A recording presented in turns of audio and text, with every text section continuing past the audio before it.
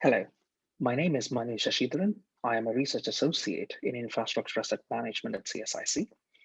I'm going to talk about risk-informed monitoring and management of bridges, a research project that is ongoing in CSIC with Jennifer Schooling and Ajit Kumar Palikad. Bridges are crucial points of connection within our transportation networks.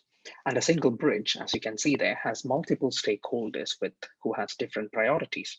Like, for example, the government or the regulators, they might be much more interested in getting maximum value for money that they invest into the transport networks. While the bridge owners and the maintainers, they would be more interested in looking at the condition of their asset, the cost that's required to maintain it, or any safety implications.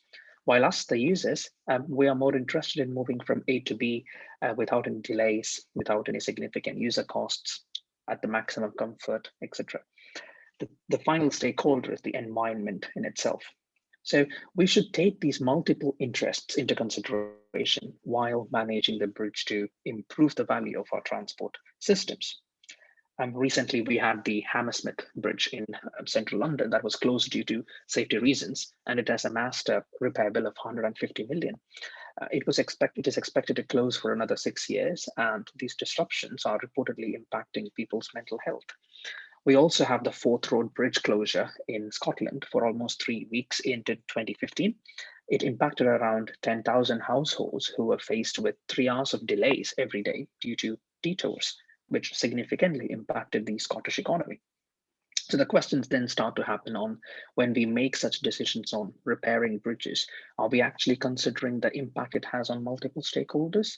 And if we are to close those bridges for repairs, can we make better decisions which reduces the impact it has on the users and other stakeholders?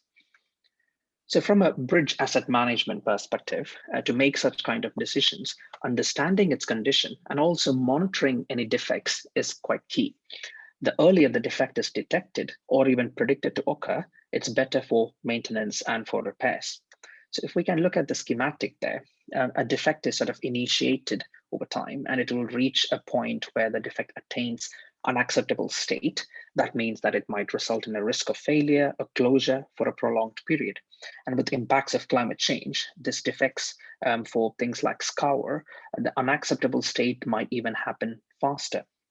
So from a monitoring perspective, you will be able to detect the defect at different levels of it forming. So for new structures, the emphasis will often be on giving an early warning of any significant deterioration taking place.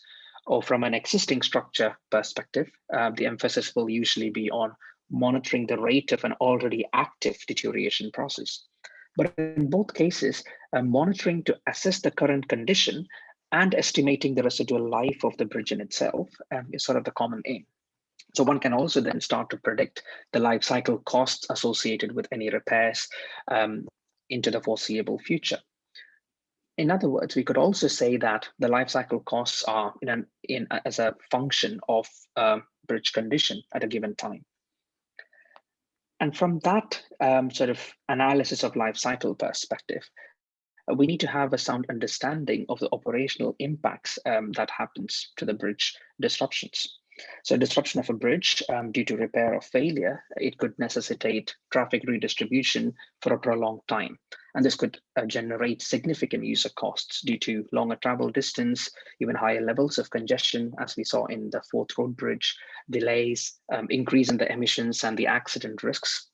And even the prolonged disruptions can often even impact the local businesses and have a significant risk of social exclusion for the affected communities.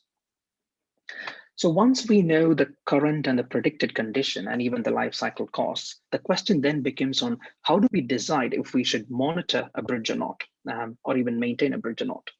So from this sort of a question, I can recast it into a formal economic decision framework using a value of information approach. So what it does is sort of measures the difference between the expected benefit or even loss with and without the information provided by a monitoring system. So we sort of take into account 5 different events. For example, the decision to monitor, is the defect existing or not? What's the accuracy of defect detection by a particular monitoring technique? And is a maintenance being carried out further to the information provided by the system? and what's the outcome of the maintenance. So, and each of these have a probability of occurrence and costs related to their outcomes. Here, you can sort of see an example that we have carried out on a railway bridge in the UK to try and see a particular monitoring technique can be used or not. It sort of gives an optimal decision pathway saying, yes, you can go ahead with the monitoring. It sort of answers questions on usually when you are in constrained budgets, can we give the decision maker a thumb rule to work with? So the usual thumb rule is that if the monitoring cost is low and life cycle cost is high, you can go and do ahead the monitoring. That is an intuition and that is intuitive. But now using this approach, it gives us a quantitative way by which we can say when to monitor and when not to. So discussions around how monitoring can add value to the commonly employed visual inspections can also be had. So armed with those kind of informations about the condition of the bridge, much into the future, what's the associated life cycle costs, and even the value of information from monitoring, we can then start to find answers on what happens if the monitoring was initiated at a different stage of the bridge's life cycle or the defect formation in itself. So then we start to see when do we start to get maximum value for the bridge and for the system in itself. So when do we get a better benefit? Should we use satellites or should we use a combination of satellites and sensors? So that kind of questions. So such a risk-informed approach would aid the decision makers to identify value-based monitoring techniques and to deploy the constrained budgets or resources towards those bridges on the network that are often greatest threat to safety or even higher socioeconomic impacts or even disruptions to vital services. Thank you very much.